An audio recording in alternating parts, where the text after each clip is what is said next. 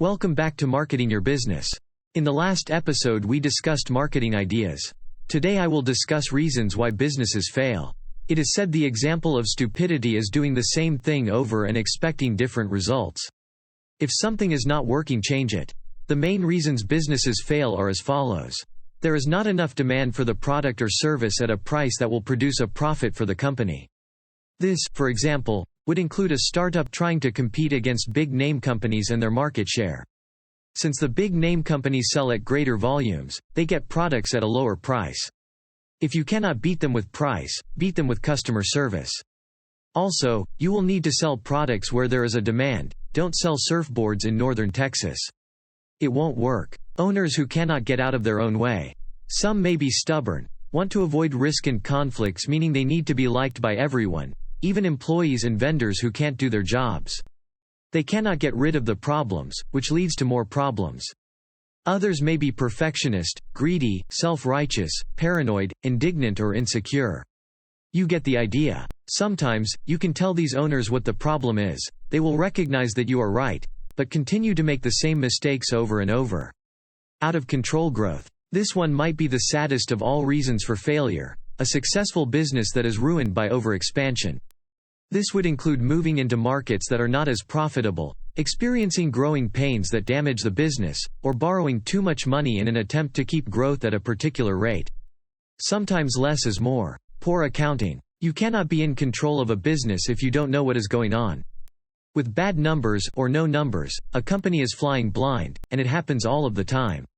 Why? For one thing, it is a common and disastrous misconception that an outside accounting firm hired primarily to do the taxes will keep watch over the business. In reality, that is the job of the chief financial officer, one of the many hats an entrepreneur has to wear until a real one is hired. Lack of a cash cushion. If we have learned anything from this epidemic, I know it's over, but my customers don't seem to have gotten the memo. It's that business is cyclical and that bad things can and will happen over time. The loss of an important customer or critical employee, the arrival of a new competitor, the filing of a lawsuit. These things can all stress the finances of a company. If that company is already out of cash and borrowing potential, it may not be able to recover. Operational mediocrity. I have never met a business owner who described his or her operation as mediocre. But we can't all be above average. Repeat and referral business is critical for most businesses, as is some degree of marketing, depending on the business. Operational ineffeciencies. Paying too much for rent, labor, and materials. Now more than ever, the lean companies are at an advantage. Not having the tenacity or stomach to negotiate terms that are reflective of today's economy may leave a company uncompetitive. Dysfunctional management. Lack of focus, vision, planning, standards and everything else that goes into good management. Throw fighting partners or unhappy relatives into the mix and you have a disaster. The lack of a succession plan.